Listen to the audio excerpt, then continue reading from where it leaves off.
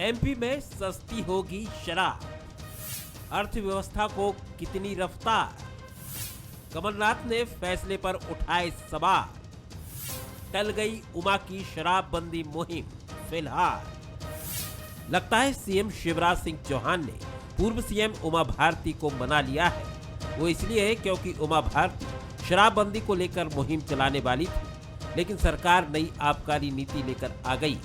यानी इससे संदेश तो यही निकलता है कि उमा भारती को फिलहाल मना लिया गया है। मध्य प्रदेश में 1 अप्रैल से नई आबकारी नीति लागू हो जाएगी। इस नीति के लागू होने के बाद शराब सस्ती होगी, साथ ही घर पर शराब रखने की सीमा भी बढ़ा दी गई है। अब लोग पहले के मुकाबले 4 गुना ज्यादा शराब घर पर रख सकेंगे। इसके अलावा जिस शख्स की आय सालाना 1 करोड़ रुपए है, वो घर पर बार खोल सकेगा। सरकार की सस्ती शराब नीति पर कांग्रेस ने सवाल उठाए। कमलनाथ ने अपने अंदाज में शिवराज पर तंज कसा है। अब जो उन्होंने शराब की नीति बनाई है, इस दृष्टि से बनाई है कि लोगों को पिलाओ, हाँ नशे में रखो, ताकि उनको सच्चाई नहीं समझ आए। ये वही कांग्रेस है, ये वही कमलनाथ है जो कि महिलाओं के लिए अलग से शराब बेचने वाले थे। घर घर पहुंचाने का सिस्टम कमलनाथ जी करने वाले थे। इनकी बगल में छत्तीसगढ़ की प्रदेश की सरकार है, वहाँ शराब का क्या हाल है। अब पंजाब में उनकी कांग्रेस की सरकार है, वह कांग्रेस में शराब का क्या हालत कर दिया, उड़ता पंजाब बना दिया है। ये क्या सवाल करेंगे कांग्रेस के। राजनीतिक विश्लेषकों की माने तो शराब से मिलने वाला टैक्स अर्थव्यवस्था को रफ्तार देने का काम करता है, साथ ही ये रोजगार का जरिया भी है। लेकिन ये भी सच है कि नशे की गिरफ्त में जिंदगियां बर्बाद होती हैं, परिवार टूटता है। यही वजह है कि जब भी शराब की बात होती है, सियासत भी शुरू हो जाती है। उमा भारती की शराबबंदी मुहिम के पीछे सामाजिक सरोकार वाली सोच थी, तो सरकार के सामने आर्थिक मजबूरी है। ऊपर से महामारी का दौर भी चल रहा है। हो सकता है आगे शराबबंदी पर कोई नीति बने। वैसे शराबबंदी की मांग तो छत्तीसगढ़ में भी हो रही है, लेकिन वहां भी यही आर्थिक मजबूरी है। नमस्कार, मैं हूं शरद द्विवेदी और हमारा आज का मुद्दा है सस्ती शराब, झूमती सियासत। शराब एक ऐसी शय है जिसको लेकर जब से इसका आविष्कार हुआ है, जब से ये वजूद में आई है, अस्तित्व में आई है, नशे की बात कर लें, शराबी की क्यों बात करें, लेकिन शराब के बारे में काफ़ी पुराना प्राचीन इतिहास है इसका। और जब से ये अस्तित्व में आई है, तब से इसको लेकर जो चीज़ें चलती रही हैं वो न सिर्फ चलती रही हैं, बल्कि ऐसा लगता है कि कभी ख़त्म भी होंगी क्या। जो इसके पक्ष में है वो कहते हैं कि नशा शराब में होता तो नाचती बोतल। और जाहिर तौर पर जो इसके साइड इफ़ेक्ट्स हैं, जो बेहिचक हैं, घर को बर्बाद करने वाले हैं, तोड़ने वाले हैं, नशे की गिरफ्त में किसी अजगर की तरह अपने फंदे में फंसाने वाले हैं, उनके लिए एक शेर है कि गिलासों में जो डूबे फिर न उबरे जिंदगानी में, हज़ारों बह गए इन बोतलों के बंद पानी में। तो ये दोनों दलीलें हैं। और इसके बीच में है रेवेन्यू, जो शराब से किसी भी स्टेट को, किसी भी राज्य को सबसे ज़्यादा मिलता है। इसीलिए नाक बहुत सिकोड़ने के बाद भी जब बैठकें होती हैं तो यही कहा जाता है कि देख लें साहब, रेवेन्यू तो सबसे ज़्यादा एक्साइज से ही आता है। और यही वो वजह है कि शराबबंदी के फैसले देश के जिन राज्यों में हुए हैं, गुजरात, बिहार, वहाँ ये दावे बराबर सामने आते हैं कि सिर्फ साहब कहने के लिए शराबबंदी है, बाकी पड़ोसी राज्यों से जहाँ चाहिए, जैसी चाहिए, जितनी चाहिए मिल जाएगी, ऐसे दावे हैं। तो शराब को लेकर ये बहस अनंत है, ऐसा कहना तो उचित नहीं होगा। लेकिन ये ज़रूर है कि मध्य प्रदेश में इसको लेकर उमा भारती जी ने, पूर्व मुख्यमंत्री, सीनियर लीडर ने जो बहस छेड़ी है, वो ऐसा लगता है किसी अंजाम तक पहुँचे न पहुँचे, लेकिन बीजेपी ठहर कर, थम कर ये ज़रूर सोच रही है कि 2023 के पहले ही कुछ इस पर मजबूत फैसला करेंगे, जो अंदर खाने की खबरें हैं। और ये भी कहा जा रहा है कि फ़िलहाल उमा जी से गुजारिश की गई है कि सरकार ने जो फैसला किया है कि नई शराब की दुकानों को अनुमति नहीं दी जाएगी, और ये पहले भी हुआ है, तो ऐसे में हाल फिलहाल जिस तरह की आर्थिक मंदी और कोविड के हालात हैं तो चीज़ें कंटिन्यू हों, लेकिन सियासत तो है। तो एक तरफ शराब है और दूसरी तरफ झूमती सियासत है। मिलिए उन मेहमानों से जो हमारे साथ हैं। भोपाल स्टूडियो में मेरे साथ हैं अब्बास हफीज़, युवा नेता कांग्रेस के और प्रवक्ता हैं कांग्रेस के। बहुत इस्तकबाल, स्वागत उनका, और आप सभी की तरफ से जन्मदिन की मुबारकबाद बिलेटेड उनको दे रहा हूं मैं। धन्यवाद सर। 2 दिन पहले उनका जन्मदिन था। आशीष अग्रवाल जी हैं, प्रवक्ता, युवा नेता बीजेपी के लिए, उनका भी मैं बहुत स्वागत करता हूं। और साथ ही डॉक्टर सत्य प्रकाश शर्मा जी जुड़ रहे हैं हमारे साथ, उनका भी मैं बहुत स्वागत करता हूं। हमारे साथ हैं वो। डॉक्टर सत्य प्रकाश, एक छोटी टिप्पणी आपकी लेकर हम राजनीतिक मेहमानों की तरफ लौटेंगे। किस तरह आप देखते हैं उमा जी ने जो कहा कि वो इसको अलाउ नहीं करेंगी आगे और लठ लेकर सड़क पर उतरेंगी, वो तमाम बातें भी अपनी जगह मौजूद रहीं, और शराब को लेकर कुछ महत्वपूर्ण फैसले भी हुए हैं, और शराबबंदी का निर्णय फ़िलहाल भविष्य में के लिए छोड़ दिया गया है। फ़िलहाल इस पर अभी कोई फैसला नहीं है। जी बताइए डॉक्टर सत्य प्रकाश जी। जी सर, देखिए, कॉन्स्टिट्यूशन ऑफ इंडिया में डीपीएसपी में directive principle of state policy में, जिनको अपन गांधीयन आर्टिकल्स कहते हैं, 40, 43, 47 और 48, तो आर्टिकल 47 में ये मेंशन किया गया है कि state shall endeavour to bring about provision to the consumption of anti-toxic drinks and drugs are injurious to health। अब इस चीज को जब हमारा भारत का कानून कहता है कि लोगों की जान की सुरक्षा, लोगों के स्वास्थ्य की सुरक्षा, जिन द्रव्यों से सुनिश्चित ना की जा सके, उनको राज्यों को प्रोहिबिट करना चाहिए, यानी कि निषेध करना चाहिए अपने राज्यों में।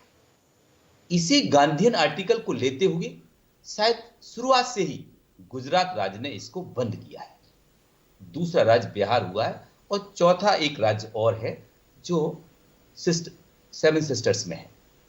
लेकिन एक चीज बड़ी महत्वपूर्ण है कि क्या, जैसा आपने भी कहा कि वहां पर क्या शराब बंद हो गई है या लोगों ने शराब पीना बंद कर दिया है। देखिए, एक चीज पक्की है कि जब तक शराब बुरी चीज है, लत बुरी है, इसको लागू मजबूरी में करना चाहिए। लेकिन पेट्रोल, डीजल, शराब, ये ऐसे द्रव्य हैं जिनके कारण स्टेट का एक्सचेकर इंक्रीज होता है। आज जब हम कोविड से लड़ाई लड़ रहे हो, कोई भी सरकार हो, वो सरकार एक बड़े रेवेन्यू के रिसोर्सेज को खत्म नहीं करना चाहती, लेकिन सरकारों के सामने एक बैलेंसिंग पॉलिसी लानी चाहिए, जिसमें ना केवल हमारे उद्देश्य में रेवेन्यू जनरेशन हो, बल्कि साथ ही लोगों का स्वास्थ्य भी बहुत महत्वपूर्ण हो। हाल ही में आपने देखा होगा शरद जी कि मध्य प्रदेश के कई जिलों में ह्यूज ट्रेजेडी की खबरें आई थी, जिसमें काफी लोगों ने जानें गंवाई थी। उसमें मुरैना है, उज्जैन है, विंड है, मंदसौर है, एटसेट्रा। तो इन राज्यों में आपने ये सब चीज जिलों में देखा था। तो इसके लिए राज्य ने अभी जो पॉलिसी लगाई, उस पॉलिसी में जो सस्ती शराब करने का जो उनका सोच है, या जो इन्होंने जो इस सोच की तरफ इस पॉलिसी को ले जाना चाहते हैं, वो ये कहते हैं, उनका सोच इसके पीछे ये आता है कि सस्ती शराब करने से जो पीने वाले हैं वो उस शराब की तरफ, इलिसिट शराब यानी कि स्पूरियस शराब की तरफ नहीं जाएंगे, क्योंकि वो सस्ते की तरफ उनकी तरफ मुड़ते हैं जी। तो उनको रोकने के लिए कहीं ना कहीं हमने शराब को महंगा किया। हमने रेस्टोरेंट में, हमने हेरिटेज होटल्स में शुरू किया, हमने मॉल्स में शुरू करने की प्लान बनाई है, और हमने कहीं ना कहीं एयरपोर्ट्स पर इनको लागू किया है। लेकिन बैलेंसिंग पॉलिसी जब तक स्टेट को नहीं मिलेगी, तब तक मेरे ख्याल से उमा भारती जैसे लीडर या अन्य दूसरे अपोजिशन पार्टी के लीडर इन बातों को सामाजिक सरोकार के माध्यम से उठाते रहेंगे, और ये बहुत जरूरी भी है।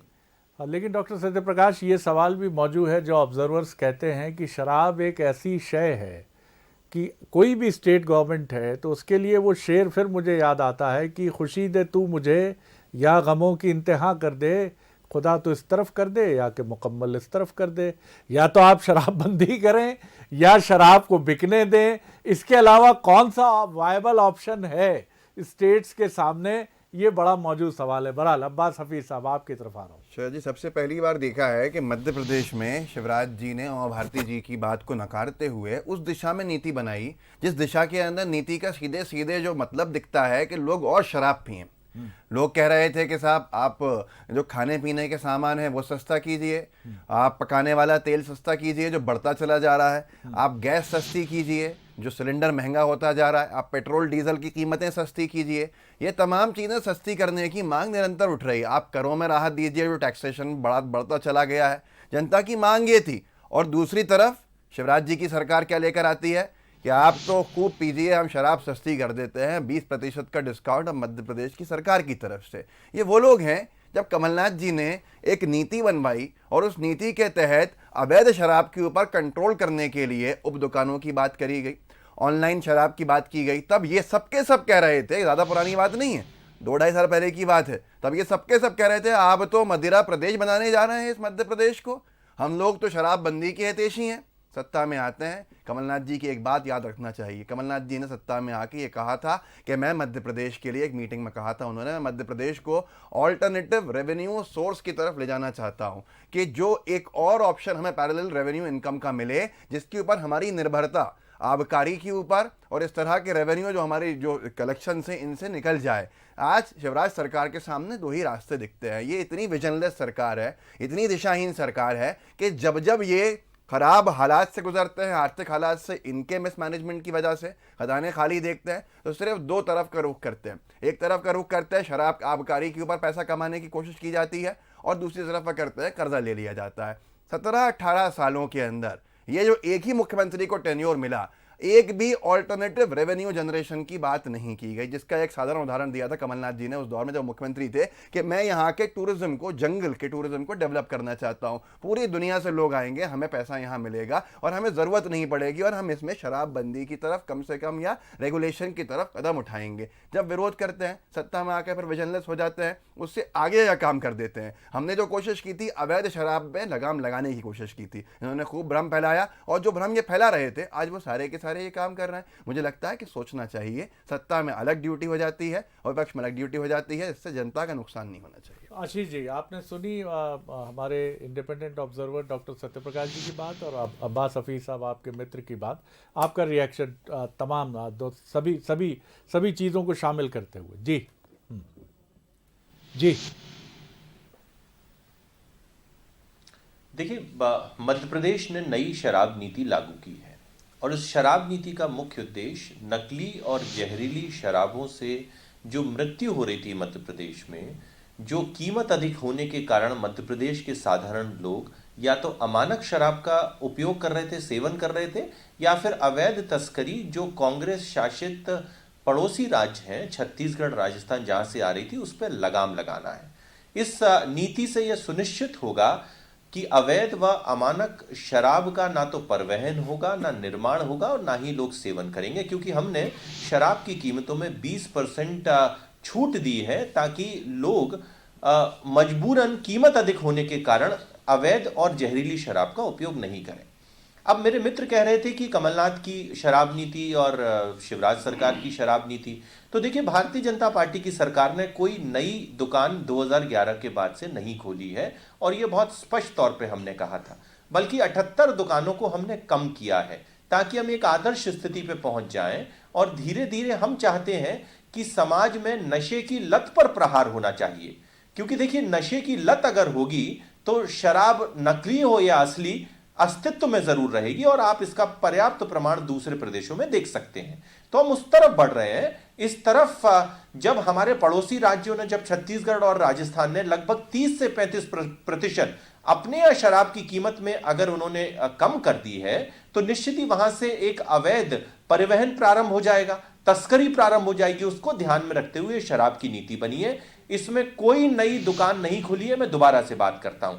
अब कमलनाथ जी क्या कर रहे थे? कमलनाथ जी शहरों में 5 किलोमीटर पे और ग्रामीण क्षेत्रों में 10 किलोमीटर पे शराब की दुकान खोल रहे थे, जिसका विरोध जो कमलनाथ जी लाइसेंस के होल्डर साथियों थे ने किया पहले था से और दुरुस्त भारतीय जनता कीजिए पार्टी अपने के आप नेताओं को, ने गलत किया चीज ही मत था। बोलिए। अगर कमलनाथ ये जी ने हो इसको जाता, साफ जवाब दिया। अगर ये हो आप जाता, गलत बात देखिए, फैला बीच रहे में हैं। मत बोलिए ना। सीधा सीधा अगर ये कहा हो था जाता कि तो जो 2,500 से लाइसेंस 3,000 होल्डर नई हैं, शराब वो की 5 दुकानें किलोमीटर पे एक मध्य अपना प्रदेश में खुल आउटलेट जाती। सप्लाई के लिए खोल सकते हैं। कोई नई ये तो दुकान कोई की तरीका नहीं है ना, आप अनुमति अपने क्रम पे दी थी। बोलिएगा, ये सुनिए ना। आप भी जानते हैं। मैंने आपका चलिए, भाषण आपकी सुना, अब आपत्ति आप दर्ज सुनिए। हो गई जी, आपकी आपत्ति दर्ज हो गई जी। आशीष शरद जी जी, बोलिए। ये क्या तरीका है? जी बोलिए बोलिए, आप नहीं, बोलिए। सुनिए ना मेरी बात। हाँ जी जी।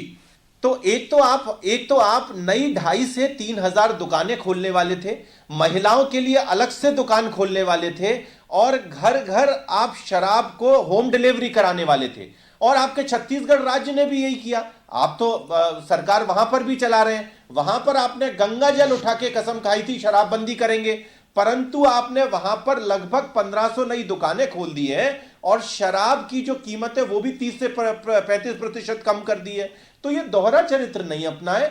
आप अपने समय में शराब को उद्योग के तौर पर देखते थे, हम उद्योग के तौर पर नहीं देखते। हम एक आदर्श स्थिति में बढ़ना चाहते हैं जहां पे शराब की दुकानें धीरे धीरे कम हो, अवैध तथा अमानक शराब लोगों को नहीं खरीदना पड़े, इसके लिए पर्याप्त प्रबंध हो।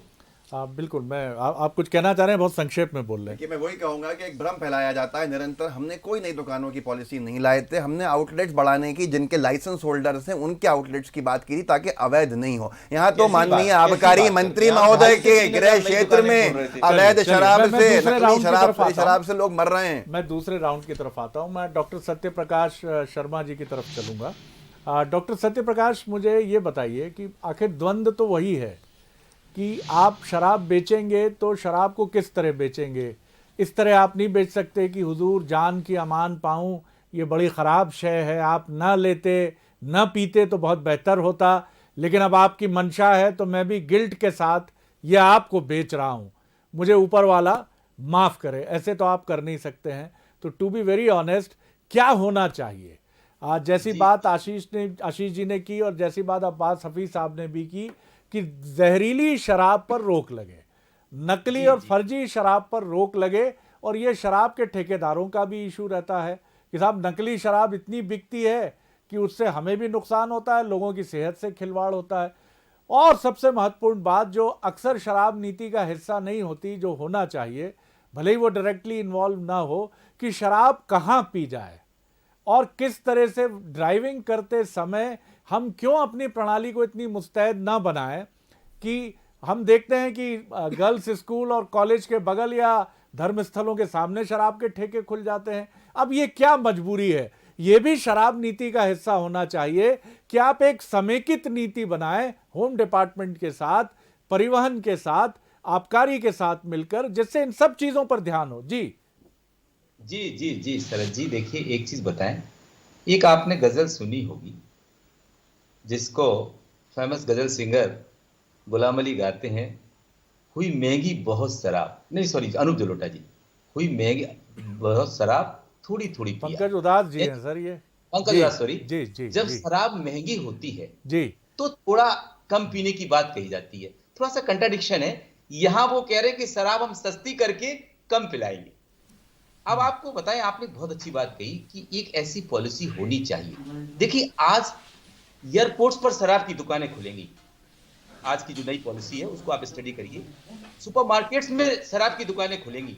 नंबर ऑफ शराब की जो शॉप्स हैं वो भले ही नहीं बढ़ेंगी, लेकिन इन जगह पर तो शराब की हेरिटेज होटल्स में खुलेंगी। ये नई जगह शराब की दुकानें खुल रही हैं, ये इस सरकार में खुल रही है। देखिए सरकार कोई भी हो अपने रेवेन्यू को कम कर नहीं सकती, लेकिन एक बहुत अच्छी बात आपने जो कही कि मंदिर के पास, विद्यालयों के पास, एक इस पॉलिसी में नई चीज आई है कि कलेक्टर की, हर जिले में कलेक्टर की चेयरमैनशिप में कमेटी बनेगी जिसमें एमएलएज होंगे, कुछ सोशल वर्कर्स भी होंगे। उनके माध्यम से ये डिसाइड किया जाएगा कि उसकी लोकेशन, ज्योग्राफिकल जो लोकेशन है उसको कलेक्टर स्वयं चेंज कर सकते हैं। अभी तक ये प्रस्ताव कलेक्टर के माध्यम से कमिश्नर एक्साइज और फिर सरकार को जाता था, उसके बाद दुकान की लोकेशन बदली जाती थी। ये एक अच्छा स्टेप है इस पॉलिसी में। लेकिन कुल मिला के चाहे घूम के जाए चाहे फिर के जाए, है शराब बेचने का ही काम। 20% दाम कम करेंगे, इनका उल्टा है। आपने देखा होगा कि अभी इन्होंने एक छोटा पैक निकाला था, 90 ml का पैक, पौवे से भी आधा पौवा निकाला था, देसी शराब का। उसके पीछे क्या सोचता कि हमारा सेल इससे बढ़ेगा, लेकिन नंबर ऑफ जो लोग हैं पीने वाले हैं उनकी संख्या गलत तरफ नहीं जाएगी, सीधे सीधी वो नंबर 1 की शराब पिएंगे। उद्देश्य इनका यह है कि मध्य प्रदेश में गलत शराब यानी अवैध शराब ना बिके, जिससे मौतों पर अंकुश लगाया जाए, लेकिन रेवेन्यू किसी कीमत पर कम ना हो, रेवेन्यू को बढ़ा जाए। क्योंकि जब भी अभी जो पॉलिसीज में जितनी पिछली पॉलिसीज हैं उसमें किसी भी कॉन्ट्रैक्टर को जब कॉन्ट्रैक्ट दिया जाता है तो जब कॉन्ट्रैक्ट हो नहीं पाती, दुकान उठ नहीं पाती है, तो उसको 20% रेवेन्यू बढ़ाकर उसी दुकान को रिन्यू कर दिया जाता है। तो कहने का तात्पर्य यह है, चाहे कमलनाथ जी की गवर्नमेंट रही हो या शिवराज जी की हो, ये दोनों ही इस मामले में पॉलिसी को घुमा फिरा देते हैं। जैसा कि इन्होंने कहा कि कंपोजिट शॉप्स खुलेंगी।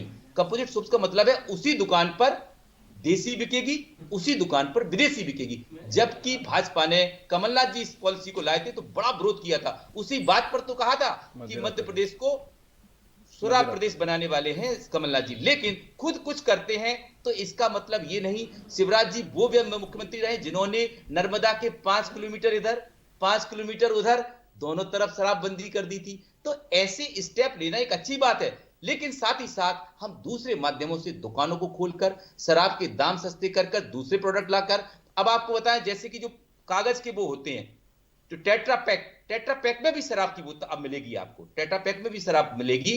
तो ये सब चीजें जैसे कि अपन जूस लेके आते हैं, जूस के स्टाइल में भी शराब मिला करेगी, मॉल में भी शराब मिलेगी। तो ये कहीं ना कहीं शराब की लत को या आदत को ज्यादा बढ़ाना चाहते हैं। मेरा मतलब जैसे आप कंपोजिट पॉलिसी दुकानों के मामले में ला रहे हैं, वही कंपोजिट पॉलिसी लाएं कि रेवेन्यू जनरेशन और लोगों की स्वास्थ्य का ख्याल, ये दोनों अगर एक साथ रखे जाएं। सत्यप्रकाश शर्मा, उसी की तरफ हम बार बार बात कर रहे हैं कि आप शराब बंदी जैसे फैसले नहीं करते हैं तो आपके पास रास्ता यही है कि शराब कहीं समाज में उन चीज़ों का कारण न बने, चाहे वो सड़क दुर्घटनाएं हो या शराब से होने वाले अपराध हों, उनकी जितनी भरसक रोकथाम आप कर सकें उसके लिए एक मजबूत पॉलिसी होनी चाहिए। क्योंकि ये चीज़ किसी भी तरह से नहीं हो सकती है कि आप शराब को बेचने की कोई अप्रिय नीति अपनाएं, आप ऐसी कोई नीति अपनाएं जिससे शराब खरीदने वाला डिस्करेज हो। ये बड़ी अजीब सी कॉन्ट्राडिक्टरी बात है। इसीलिए शराब को लेकर इतनी जलेबी की तरह सरकार कोई भी हो, किसी भी नीति को जलेबी की तरह घुमाकर बार बार जस्टिफाई करने की कोशिश होती है। बेहतर है कि ये मान लिया जाए कि ये रेवेन्यू। मैं आऊँगा आपकी तरफ। आशीष जी, आप एक बार अपनी जल्दी से टिप्पणी और एक बार अब्बास हफीज साहब, फिर मैं डॉक्टर सत्यप्रकाश की तरफ चलूंगा। जी जी देखिए, हम तो बहुत स्पष्ट तौर पे मानते हैं कि किसी भी प्रदेश की एक नीति होनी चाहिए, शराब नीति, और शराबबंदी भी एक नीति होती है। परंतु मध्य प्रदेश यह मानता है कि जब, मैंने दोबारा दोहराता हूं, जब तक नशे की लत है तब तक शराब रहेगी। इसलिए हम चाहते हैं कि अमानक और जहरीली शराब हमारे मध्य प्रदेश के वासियों को नहीं लेना पड़े, एक बात। दूसरी बात, ये जो नई शराब नीति है इसमें एक और प्रबंध है कि इसमें छोटे छोटे समूहों को, जो व्यापारी हैं उनको दी जाएगी ताकि शराब माफिया नहीं पनपे। कमलनाथ जी ने पैसे लेके भ्रष्टाचार करके सिर्फ 2 समूहों को पूरा मध्य प्रदेश का ठेका सौंप दिया था। ये नीति हमने हटा दी ताकि कोई माफियागिरी मध्य प्रदेश में नहीं हो। दूसरी बात, हमने हेरिटेज शराब को भी मंजूरी दी है, क्योंकि जो महुआ बीनने वाले लोग थे, जिनको पारंपरिक रूप से शराब बनाने का एक महारत हासिल है, वो सिर्फ महुआ ही बीनते रह जाते थे। और गोवा, राजस्थान जैसी जगहों पे हेरिटेज शराब है, उसका ऑलरेडी प्रावधान है। अब ये तो हमारी नीति हो गई। अब मुझे तो मेरे कांग्रेसी मित्र ये बता दें कि कांग्रेस शासित प्रदेशों में ऐसी कौन सी बेहतर नीति है जिसका मध्य प्रदेश अनुसरण कर सकता है। मैंने आपको छत्तीसगढ़ की बात की, वहां पर 35% तक शराब की कीमत कम हुई है और पाउच में घर घर डिलीवरी दी जा रही है, जबकि इन्होंने गंगाजली उठा के कसम खाई थी। राजस्थान में जो स्थिति है वो आपने देखा होगा किस तरीके से शराब पसरी हुई है। तो महाराष्ट्र का हम सब जानते हैं। तो कांग्रेसी अपने राज्यों के मॉडल को छुपाकर मध्य प्रदेश में दोहरी राजनीति करना चाहते हैं, ताकि जब मध्य प्रदेश में जहरीली शराब से मौत हो तो ये राजनीति करने में सफल हो सके।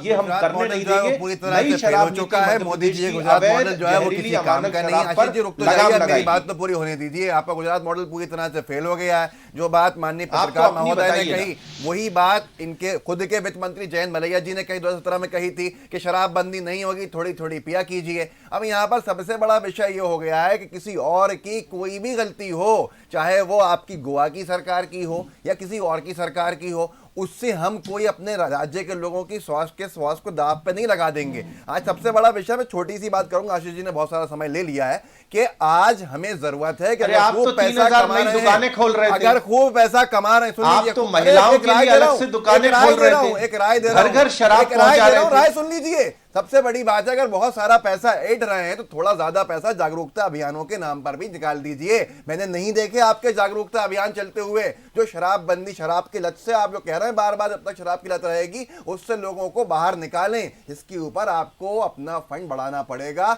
और इसको बहुत सख्ती से कराना पड़ेगा, तभी हम इस दिशा में बढ़ेंगे। सत्य प्रकाश जी, बहुत कम वक्त सन 2011 से मध्य प्रदेश सरकार ने कोई नई दुकान नहीं खोली है, अपितु 78 दुकानें कम की है। ये पर्याप्त प्रमाण है हमारी उस प्रतिबद्धता का कि हम मध्य प्रदेश को शराब से मुक्त बनाना चाहते हैं।